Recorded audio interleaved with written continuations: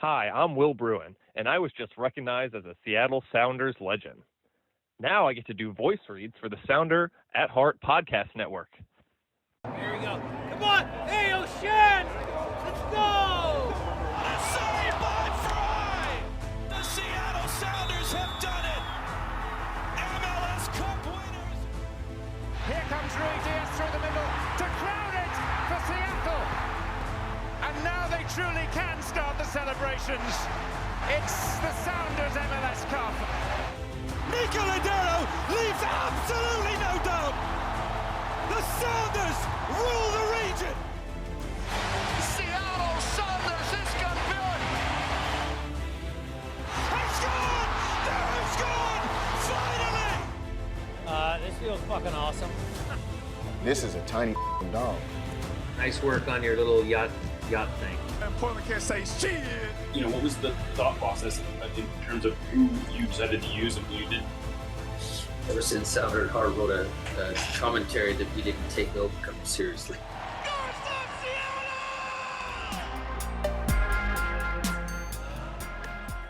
This episode of Nos Arietes is sponsored by Full Pull Wines, a Seattle-based wine retailer and proud sponsor of Nos Arietes since 2011. Full Pull was founded in 2009, is based in Seattle, and is owned and operated by longtime Sounders supporters.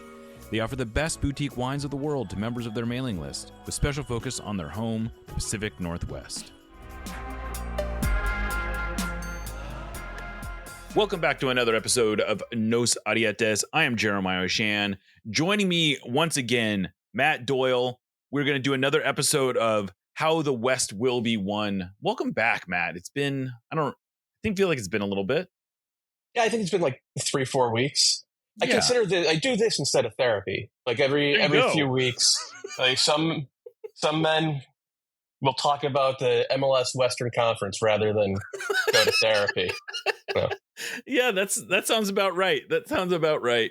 Well, as we normally do, we're just going to kind of go through a hodgepodge of teams that I think are interesting in the Western Conference. We're not going to go through everyone, so I apologize if you're listening to this and you're a Real Salt Lake fan and we don't talk about you. I hate to break it to you, but you're not on my mind right now. So wait, I'm hijacking it. So today in the editorial meeting, one of my colleagues said, I think Diego Luna is a nailed-on starter for the U.S. men's national team. Oh, okay.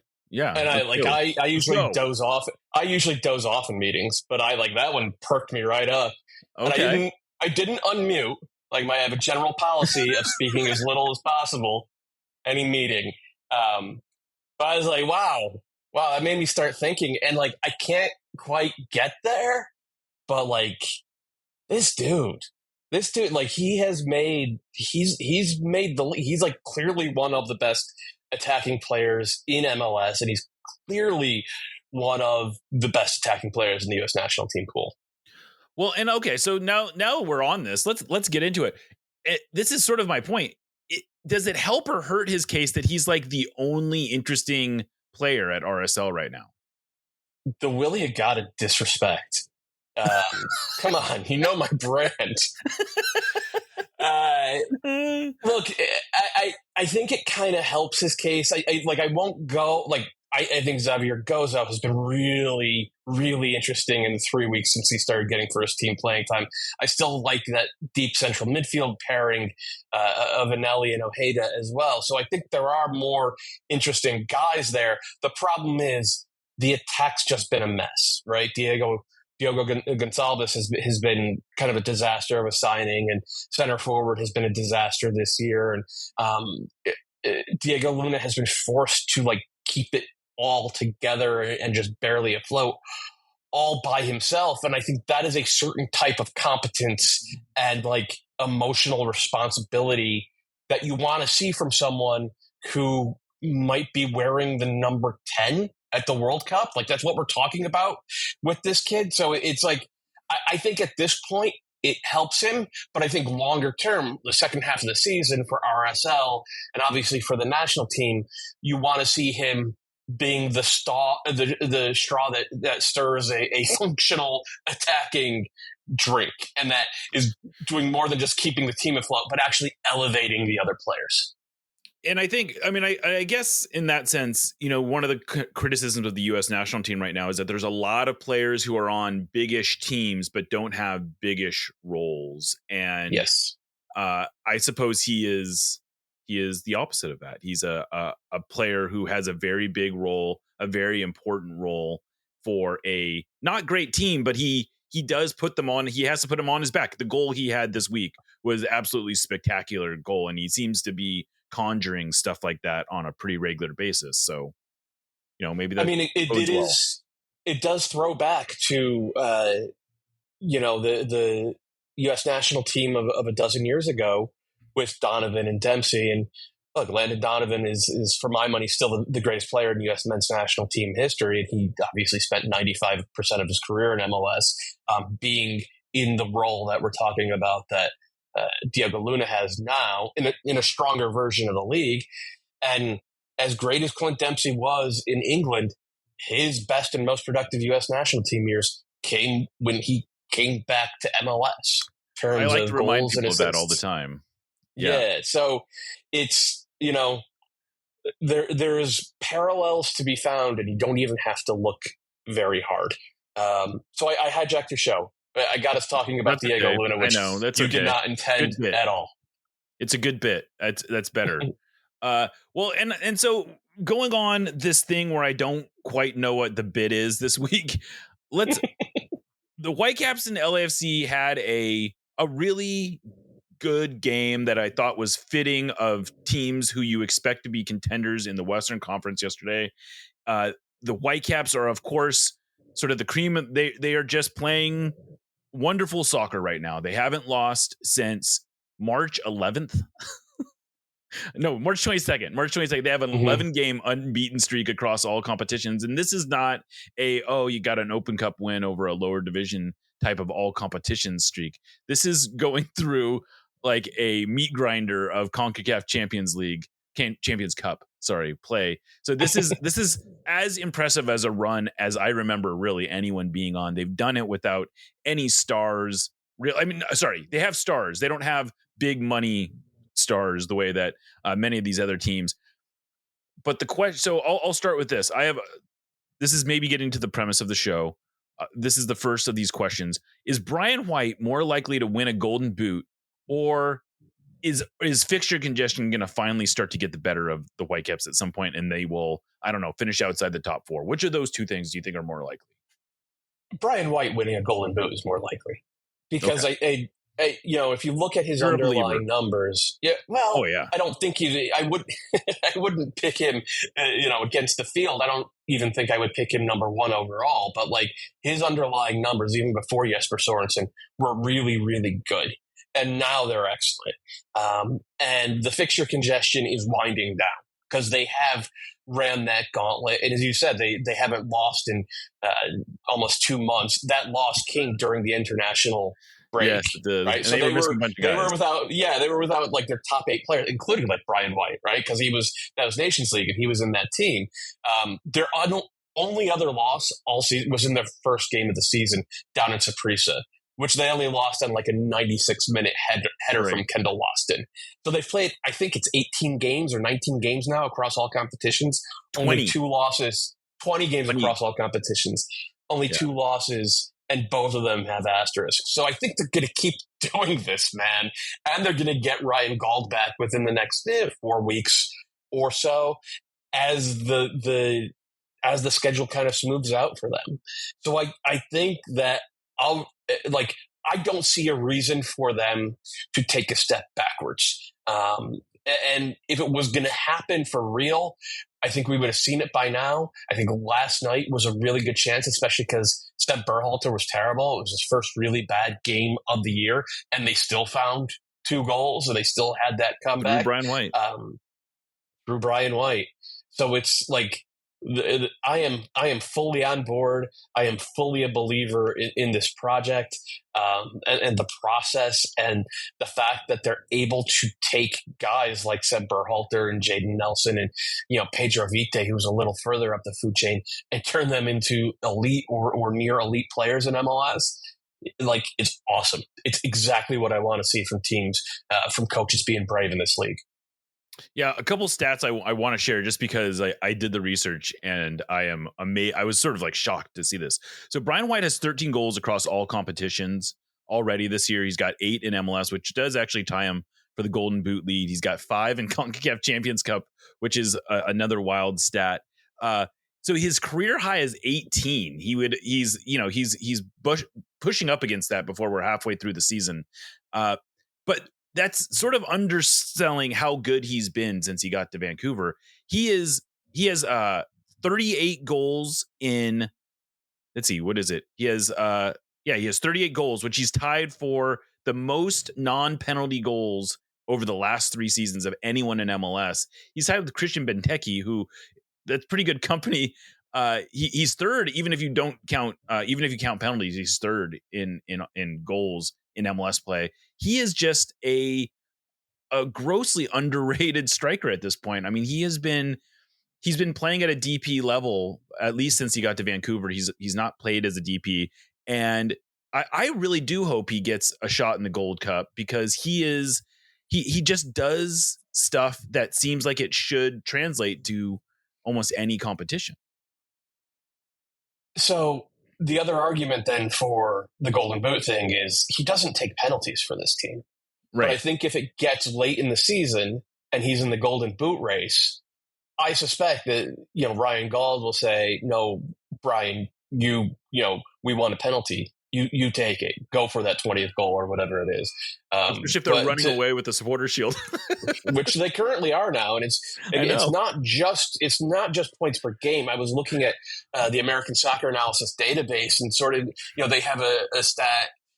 Is a very granular all-in-one stat called goals added that doesn't just measure expected goals, but it has, final third entries and box entries and the value of the passes they make, but also the interceptions they have and the fouls they draw and the fouls everything down the list all goes into this one stat. And by that number, the Vancouver is the best team in their database going back to 2013. Yeah, I believe it. Better than 2014 Galaxy, better than 2019 LAFC, better than 2022 LAFC, or last year's Miami, which was an overperformance, obviously. So they're like, this all feels sustainable. And right now, as good as Andres Cubas has been, the MVP of it is Brian White. Yeah, I mean, this is a team that's on pace to set the points record in MLS. I don't know how, they may come off that pace, but they're doing it while playing this, like I said, meat grinder of a non-league schedule as well. It's just, and they're doing it from, we out here in Seattle are quite aware that the travel realities of being in the Pacific Northwest are different than playing in almost any other part of the country, especially once you tie in international play. And they are just passing this test with unbelievable marks. It's very impressive to see. I guess we can move on from the Whitecaps. We've drooled over them enough, but LAFC was the other team on that list. And I don't know what my question is for them because I don't think I know what they are. They are unbeaten in 5, but they're, they only have 2 wins in those 5. Before that, they were sort of struggling, which is frankly similar to what was going on with the Sounders. But unlike the Sounders, you can't look at these last 5 games and say, oh, well, they just started doing this better, because they aren't necessarily keeping the opponents from scoring. They aren't necessarily scoring a ton themselves. They have a +1 goal difference. The underlying numbers say they're about what they say, where they say they are, which is like a top half, certainly top half of the Western Conference, but not necessarily an elite team in the Western Conference. I just don't know what to make of this team. Do you have any grand proclamations about LAFC, Matt? So the big question, right? Because you're doing this bit where it's like, is A more likely or B more likely? And I think A part of it is LAFC going to figure out how to use the ball so that they don't give a team like Vancouver a million final third entries, allow them to set the tempo and eventually come back?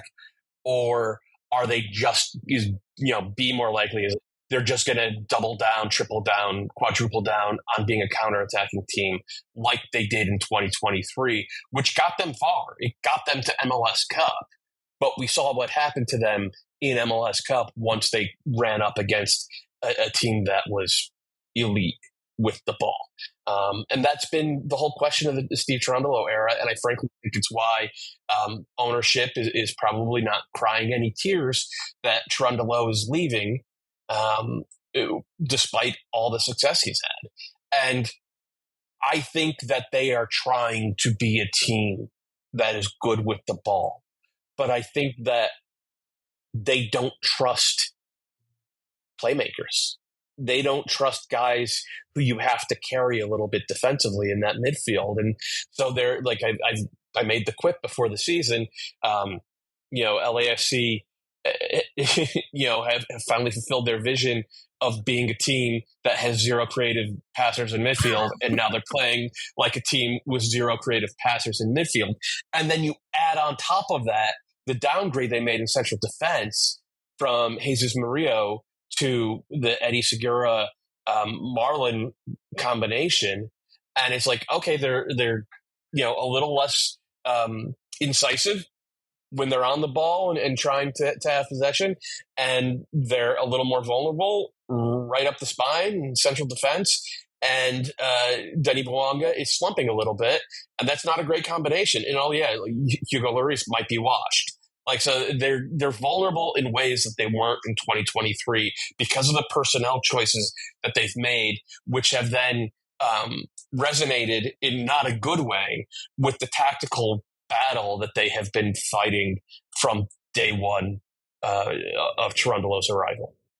Is it unfair to say that this is a team that, even more so than previous iterations, is going to go exactly as far as Denny Bouanga can take them? It's looking that way, and it bums me out because I have such high hopes for Davian Martinez. I think if you put Davian Martinez, in Columbus or Vancouver or even Seattle, we're talking about a $15 million transfer out. I think he's that kind of guy, but Steve Cherundolo does not get that out of young attackers for the most part, and maybe that's a little unfair because they did sell Mateus Bogusz for $10 million to Cruz Azul, but he was a different kind of player. Bogusz was more of a runner than a passer and a dribbler, and that's the kind of guy that sort of fits the game model that we've seen LAFC embrace so fully. Well, maybe the most impressive Western Conference result this week, I thought, was Minnesota United beating Inter Miami 4-1. It's not so much that Inter Miami is a juggernaut. I think it's starting to look maybe not so great. But just I really don't get. I also don't quite get what Minnesota United is. Like they are putting up results, but there's a lot of reasons to be skeptical of this team. And I guess the question. Well, here's the question. I did have a bit for this one. Would you rather have Inter Miami's respect or thoroughly enjoy a 4-1 win? I mean, I would much rather be Minnesota United, having that 4-1 win after what happened this week. Did you get this? Did you get the bit? Is David Beckham? The bit is yes. Be David Beckham was all up in Minnesota United's mentions because they were clowning on Inter Miami, and he did not appreciate that. Have some respect. Have some respect and be elegant in victory. I would rather have the 4-1 win. Yeah. I think that Minnesota United fans are right to celebrate madly after that one, and they have a nice little 2-game winning streak. Nothing that happened changed the way I feel about Minnesota United, which is that they will be able to absolutely ruthlessly punish disorganized teams, and they have enough talent to do that to the tune of 55 or maybe even 60 points.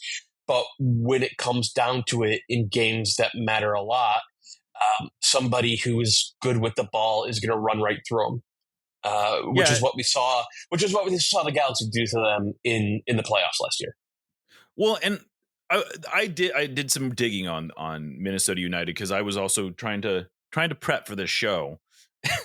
And so FBref has data on possession that goes all the way back to 2016. So we're talking about, 9 seasons worth of data. No one in their database has been below 41.7% for the season. Right now, Minnesota United is at, do you know this stat? I think they're at about 36 or 37%, right? That is a very good guess. 36.7% right now. You nailed it. I just want to you absolutely nailed that. So they are almost 5% below the lowest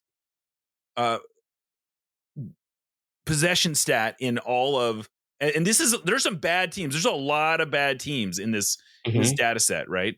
And that equates to about 65 fewer completed passes per game than anyone else in this data. But that's a lot of passes. That is not an insignificant number of things. And the thing that's so interesting to me about the way they're doing this is that usually when you see this, it's because teams are playing very direct, or they're sort of they're playing for it's not about quantity, it's about quality of now they get a lot of they take a lot of shots from inside the box, so I don't want to make it sound like this is all smoke and mirrors, but they don't pass the ball. They have one of the lowest long passing they don't pass long. They have almost no progressive passing. I guess they're kind of a pressing team. Is there any reason to think what they're doing is sustainable? That's the question. Is there any reason to believe that? So I think their defense is so well organized, and their two forwards are so good, and they do have quality in attacking midfield in Ludd and Pereira. And then they have some really good wing backs as well now. Bongi and Gressel on one side, and Markanich, I think, is a good player, and Rosales on the other side. So the talent is there, and they don't overcomplicate things, as you're so adeptly kind of showing with all those numbers. And there is, when you play that way, the floor is really high. We saw it for years in Nashville with Gary Smith. I think you need more than that to win a trophy. We've talked a lot about how. Oh, go ahead. No, it's not going to. I'm not going to say there's no chance that Minnesota United win something, because crazy things can happen in this sport of ours. But I would struggle to pick them. Yeah, I mean, we've talked a lot over this time on the show about how possession and winning have sort of become decoupled in MLS, but they seem to be sort of taking this to a beyond logical degree. I mean, it's one thing to have to average 44% and say, well, we don't need the ball that much. It's another thing to average 35% and say we don't need the ball that much, because it's just the fundamental thing is that you're gonna, when you come up against it, when you do that against a bad team, you keep them in front of you and you create chances to get out on the counter. And look, Miami are a good team. That's actually a bad team, right? They're going to give you those chances on counter, long throws, set pieces. And that is the plan for Minnesota United. When you do that against a good team, you're giving them chances to get into the box twice as often as you're going to get into the box. And you don't want to do that in games that actually matter. It's why Wilfred Nancy and Jesper Sorensen and Brian Schmetzer all bet on hey, let's have 55-60% possession. Let's have the ball, because we can do stuff with that. And just the nature of how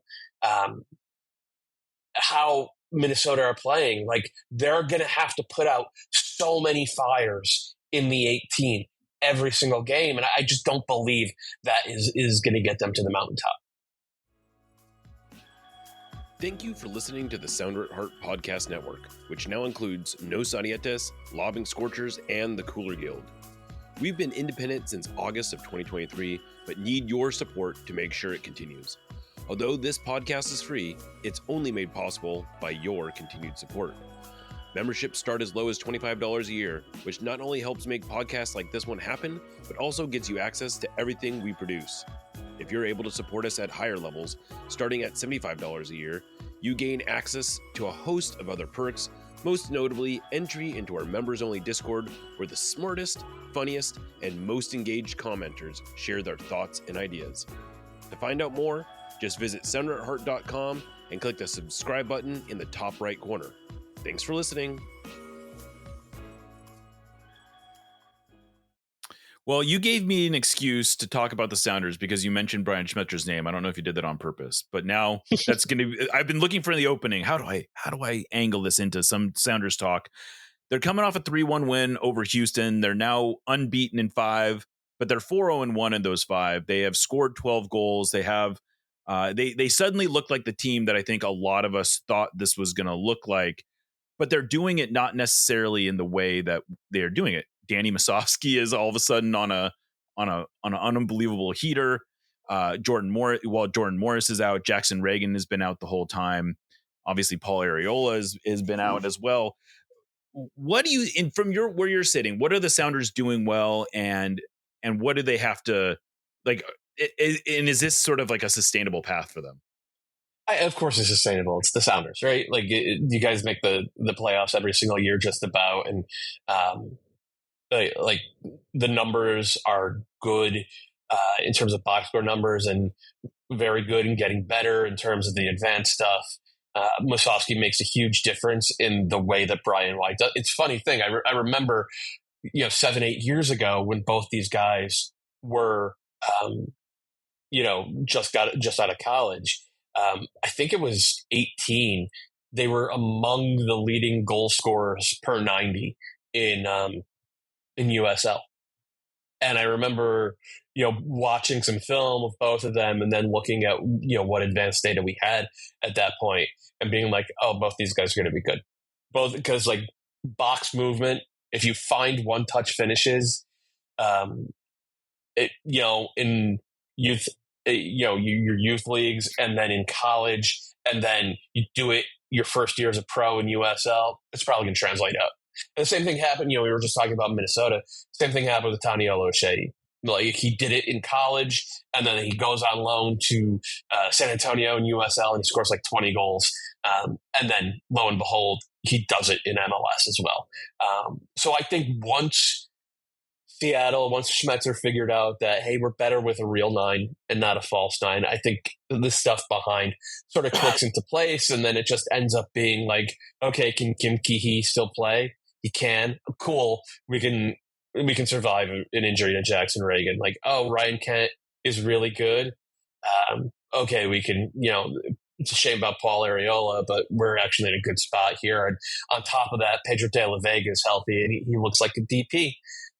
So it's like, yeah, I think there's a top 3 in the Western Conference with Vancouver and Seattle and LAFC. And I don't, I named Seattle second there for a reason. Yeah. Just to circle back, Danny Musovski, Brian White drafted in the same year. You maybe have already know that, but they were both in the 2018 draft. They were picked about 12 picks apart. 14 picks apart. So yeah, they have followed a similar, and like you said, they were both very good in USL, and they kind of play similar styles. Yep. Brian White clearly doing it at a more sustained high level, but I've been very impressed with Danny Musovski's off-ball movement. He's not. I keep saying this, but it's not that he's on some unbelievable heater in terms of finishing. It's just that he consistently puts himself in these really high XG positions, so that even if he's only converting half of his real chances, he's still putting it in the goal a lot, because it's just a lot of chances, a lot of good chances that he's getting himself on. The most valuable skill in soccer is finding one-touch finishes. And if you could do it in USL, you could probably do it in MLS, with the caveat being most of the guys who are good enough to do that at the MLS level aren't also able to make the game themselves, right? They need to be because if you can find one-touch finishes, and you have the ability to, create chances with a center back right on top of you, or to drop into midfield and be a playmaker, you're not an MLS. You're in one of the big 5 leagues in Europe. So you guys who have the ability that White and Wisowski have to find those one-touch finishes, you put them in a functional attack, which the Sounders have, and they are going to bring that skill set to bear. And I think that's what we've seen over the past month and a half. And before we move off the Sounders, you and I were talking a little on Blue Sky about Osaze de Rosario. And I have to admit, when we started the conversation, I was a little bit more of a, let's not get too excited about this guy. And then I started digging a little bit more into the data around him. And I'm becoming convinced that he might be able to, maybe not, I don't know, I'm not necessarily going to sit here and say he's going to be a superstar or anything, but I think there's reason to think that he can at least spell Danny Musovski in limited minutes. And, because he does a lot of the same type of stuff, which is just putting himself in dangerous spots over and over again. I know, like he had missed a kind of a tap in from 6 yards his first. Yeah. And I understand that fans were frustrated by that, but don't be frustrated by that. Be excited by the fact that the kid in his first appearance in MLS found a tap in. If he's gonna be in those spots, he's a 12-goal scorer at least. And if that's what we're talking about with your third string number 9, then you're in a really good position. Obviously for the short term, but also it speaks to the overall pipeline from the academy into Tacoma and then up to the first team. All right. Well, the next team I want to dig into is your favorite team, I think, in all of MLS. They are routinely overshooting what everyone else thinks you're constantly overvaluing them. I think the Portland Timbers, all seriousness, you've been pretty down on them. I don't know that they're giving you any reason to change your opinion, but they are. I just want to share a little bit of numbers around them. So they have played 1/3 of their games against either Sporting Kansas City or the Galaxy. So they've played 4 games already against Sporting Kansas City and the Galaxy. They've only played 4 teams in the top 7 of the West, or top 7 of either conference. Do you want to guess their record against those 4 games against teams in the top 7? I'll say no wins, 2 losses, 2 draws. Very close. 0-3-1. Yeah, they have struggled against the best teams in the league so far. Is this is this a team that is more likely, you think, to finish in the top 5 of the West or in the below the top 20 in the Supporter Shield? I think they're more likely to finish top 5 in the West, but that's just because I don't think the West is very good. Okay. Fair. I'm really impressed with San Diego thus far. I could see them dropping out. They're an expansion team. They'll probably hit a wall at some point, especially with those center backs. Minnesota, we already talked about the shortcomings I see in that team. LAFC, I expect them to keep rising, but they're a flawed team in a way that they haven't been. So, there is definitely a path for Portland to stay in the top 5, even as they start playing real soccer teams. But look at, I have the standings open right now. Look at 7 through 15 in the West. Yeah. Yeah. No, there's not a lot of quality in there. Yeah. So I think Portland is going to be a playoff team, and maybe even one that has home field advantage in the first round. I need to, all the stuff I talked about, being good on the ball and actually using the ball to make stuff happen. The first 10 minutes against Sporting KC, so big asterisk there, but the first 10 minutes against Sporting KC were really, really good. There was a lot to take from that if you're a Portland fan, up to and including, obviously, Santi Moreno's bicycle. The next 80 minutes, They just put everyone behind the ball. And we're like, just like kind of holding on for dear life and saying like, maybe we can get another one on the break. And I think there's a ceiling on that. And especially because I don't think Portland's defensive personnel is as good as Minnesota's is. I do expect James Pantemis to regress, though he actually hasn't been in goal the past couple of weeks. And then the big thing is that Kevin Kelsey is like the opposite of what we were talking about with Musovski and White, and that he's a super toolsy player who can do all this. He has no idea where goals come from. Like, watch his off-ball movement and the spots he chooses to take up, and like, he has a thunderbolt of a left foot, so sometimes he'll fucking score anyway. But like, that goes away. Like, those chances that he's finished like pretty decently, like those they're not repeatable over the course of the season. We saw it last year with Cincinnati. We'll see it this year with Portland. He has to figure out how to be a consistent threat to get those one-touch finishes. That has not happened yet. And I'll point out, he played against Tacoma Defiance in the Open Cup for the Timbers, and he was effectively invisible until he took the penalty. He's converted the winning penalty, so all credit to converting the winning penalty, but he really didn't do anything in the match until then. Like, he was just sort of out there, and he was yelling at teammates to get him the ball and doing all the kind of stuff. And this is, he's facing Stu Hawkins and Kato Yamada, two 18-year-olds who are, I think, very promising 18-year-olds, but they are 18-year-olds. And he looked like he struggled to get on the ball, frankly. I have not, you can see that he's a very talented player. It doesn't, you can just see the way he strikes the ball. He's like a 5-tool player, right? He looks great. He has everything that you would want. It's just like, he's Ben Grieve. Get in the box. Yeah. Oh, that's a deep cut for yeah, really. Yeah, no, it's excellent stuff. And he might probably have a career comparable to Ben Grieve. On that note, I guess we should move on. I don't think we have anything else to say about the Timbers.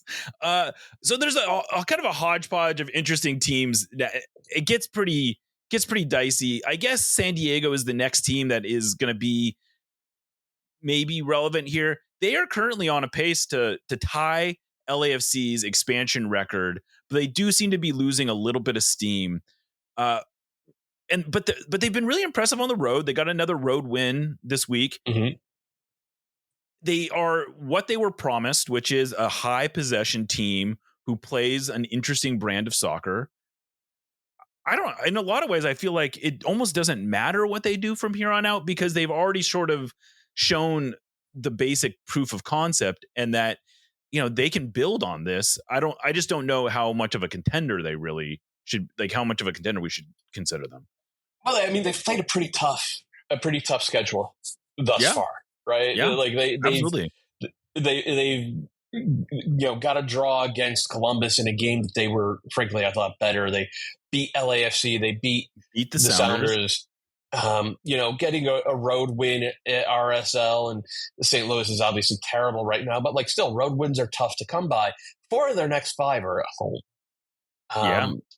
They come out of that 5-game stretch with 12 more points, and they're really starting to cook. And I'm a believer in Mikey Veras. I think he's already solved some problems. I think this past weekend they were able to be patient and not give up big looks. And when the mistake came defensively, they were in good spots to take advantage of that. And then they still have that DP slot open, and that's the Chekhov's open DP slot. Like, some later on in the story, that's gonna factor into how the thing ends. And I think that they do have ambition to go out and use that. And because things are going so well, and because Chucky Lozano does so much of the marketing for them, they don't have to go out and say, okay, it's on Kevin De Bruyne. We're taking a chance on a 34-year-old European that you might have heard of. They could be a little more targeted and go out and get the 26-year-old who's tearing up the Eredivisie and who nobody's heard of, but might actually be a best 11 caliber player in MLS. And I think that matters. And I think that, look, I want Kevin De Bruyne in this league and more like him. But I think if I were, a CSO trying to build a sustainably winning team, I would look for the 26-year-old. And I think that the excellent start to the season and the good off-field stuff for San Diego means that they can go out and get that. But the ceiling ultimately, look, Patty McNair and Chris McVeigh have been a pleasant surprise for me. They need to, I think, reinforce that spot as well if they're going to be a team that really threatens 65 points and maybe some sort of trophy. Yeah, I mean, but 50, if they can get to 57 points, that's their current really pace. Good. That's really good. Like that's like I've been very impressed. I was a doubter of San Diego. I think that they have at least shown that they are much closer to a competent team than a lot of the teams in MLS. I mean, not just competent, but like a really good team. Like this is I really think they good built team. a really good foundation. And they're a lot of fun to watch. I think they play the game the right way.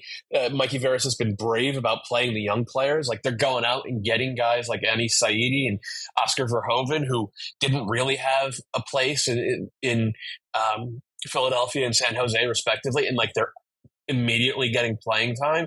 Like this is what you want to see from a new team in MLS. Like they're making the league better. They're not just here coasting. Yeah. So another team who is fun to watch. I really don't know if they're good, but the San Jose Earthquakes are all of a sudden just a joy to watch. They are leading the West in scoring. They're leading the West in XG as well. They give up a ton of goals, but they're scoring like crazy. But I guess the question is, should we continue to expect Chicho Arango and Joseph Martinez to be Golden Boot contenders? Like this seems that part seems a little unsustainable to me. So I think Chicho will stay in the mix, but I think that we're actually at an inflection point already with the pairing, because since Joseph got hurt, they've moved from a 3-4-1-2 to a 3-4-2-1, right? With two sort of winger or half space types playing underneath Chicho, who himself is really comfortable dropping in and becoming a playmaker. He's not just a number 9. And that's allowed them to, I think, stretch that first line of defense sort of horizontally and make it a little more difficult to play through them, right? When it was Joseph and Chicho up top in a 2, you could play through them really easy and get into that midfield and pull them apart. And that was causing a lot of the problems they had. And that has changed a little bit in the past few weeks. And the other thing is, like, look, if Aseni Buda's out there, he's like, 23, 24 years old, and he's already on Last Chance Cafe, and he's running his socks off on both sides of the ball. And that matters. You need a runner out there, especially if you have Chicho and you have, Christian Espinoza and the other two attacking, like, you're going to have enough playmaking. You need guys who are going to put pressure on the back line. And I think that's already, like, that is what the difference is between San Jose over the last 3 games, which are 2 good wins and a really good loss against the Crew, in which San Jose played really well, versus San Jose in the 8 games leading up to that, where it was chaos and they could outscore you, but they did not have any chance of shutting you down. So I think how Bruce Arena handles Joseph's return and whether he can get Joseph to buy into being a rotation guy, just not an easy ask for him. And there are tables full of fried rice that can speak on that. Like that is the tipping point, or that is the big question for the San Jose season. And on those types of questions, I don't think anyone has consistently provided better answers over 30 years than Bruce has. Well, and one of the other things he's known for is unearthing players that many of us had never heard of. And I got it as a San Jose State guy, the fact that someone named Bo LaRue, who's a local high school kid as well, or a San Jose, he went to high school in San Jose, and he is all of a sudden like emerging as like a legitimate midfield force for the San Jose Earthquakes. I had never heard of this guy, and all of a sudden it seems like he's a real player. I have been doing this job for 15 years, and I can count on one hand the number of times there's been a player who's gotten week 1 minutes who I had never heard of before.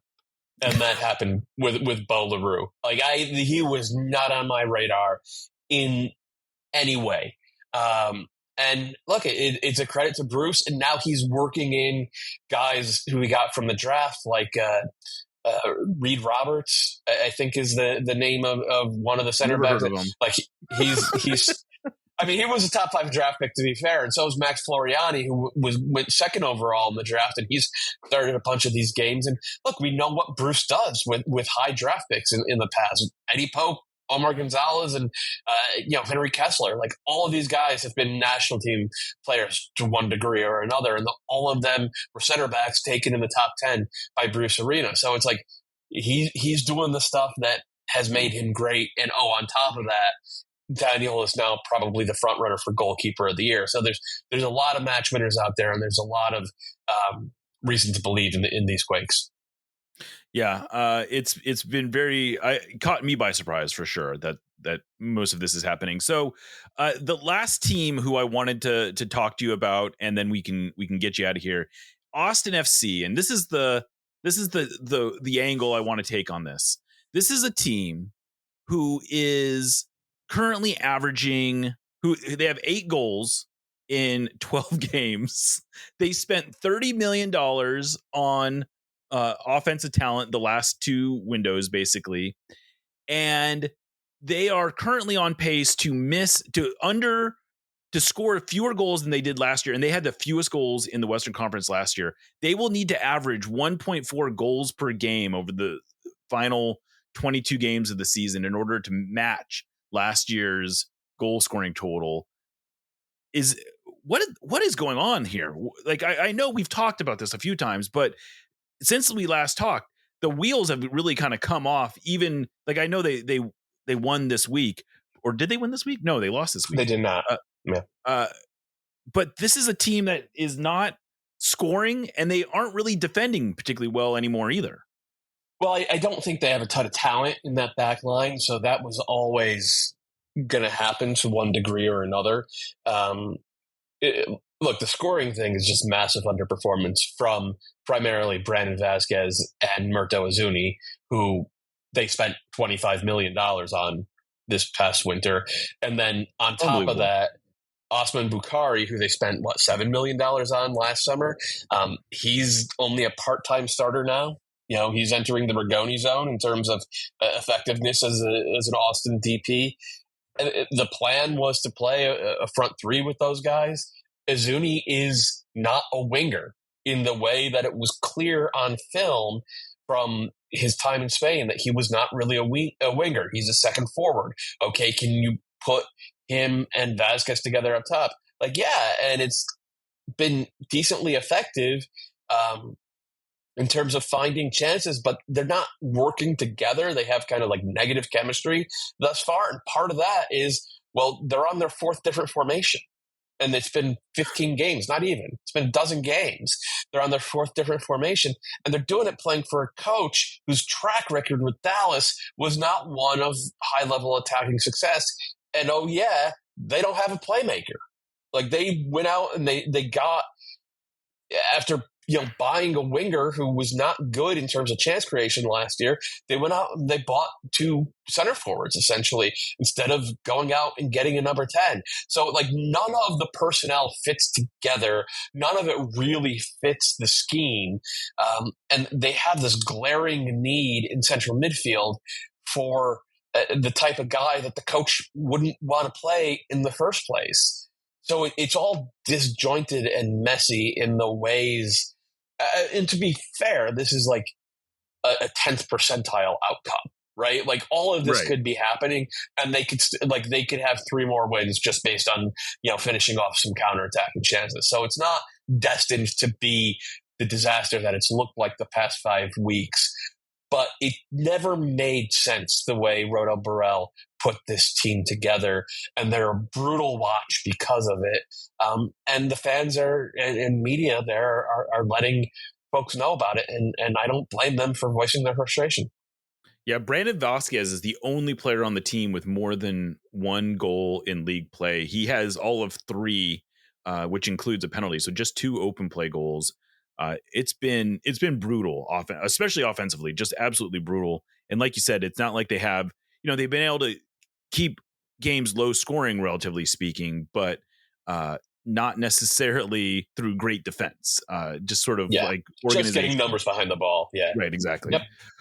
Well, that's a good place to probably call this. We could go on and talk about the LA Galaxy and their amazing. They're apparently the MLS rules are dictate that MLS Cup winners have to be bad the next year, according to some pundits. So, how much joy are you taking out of this? On a scale of 1 to 10. 1 to 10. I mean, I don't think. Okay, so I don't know. I couldn't be taking. They're not the. If it was the Timbers, I would be taking a lot more. But I'm enjoying this a lot. I mean, it's definitely fun to watch a team that comes in with as much hubris, deservedly. Like, hey, we're the Sounders. We get it. We understand where this comes from. But man, the weekly excuse making is what really gives me juice.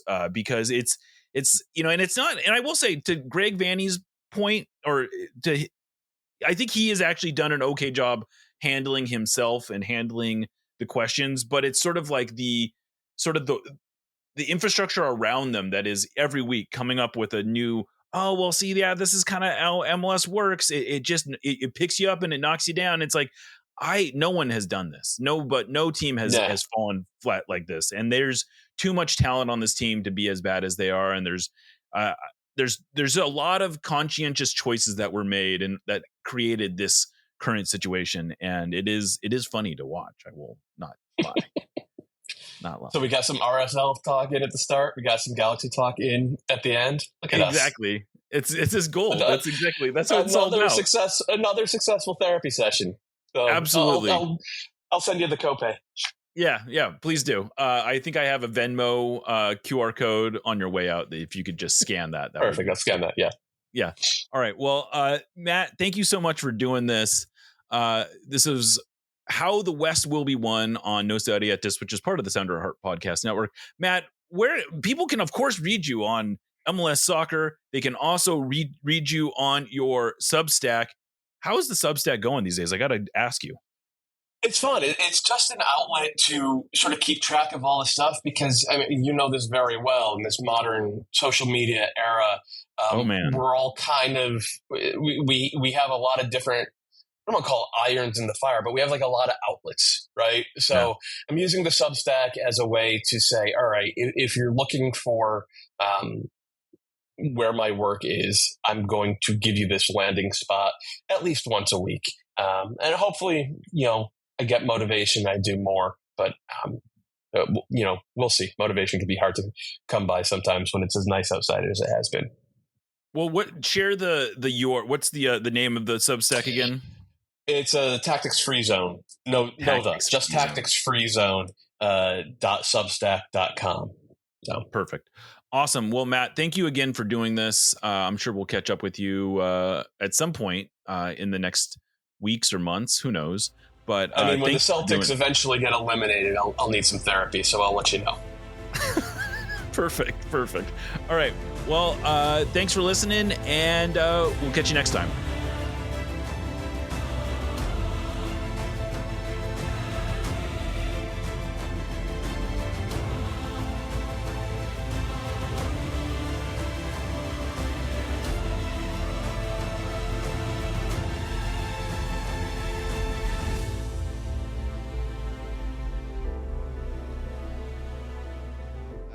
I expect a LAFC who's motivated. to prove themselves at home, to prove to their fans that they're capable of winning in this league. And it's up to us to really brew in the party. You guys like that? No. Awkward joke, dad joke right there, huh?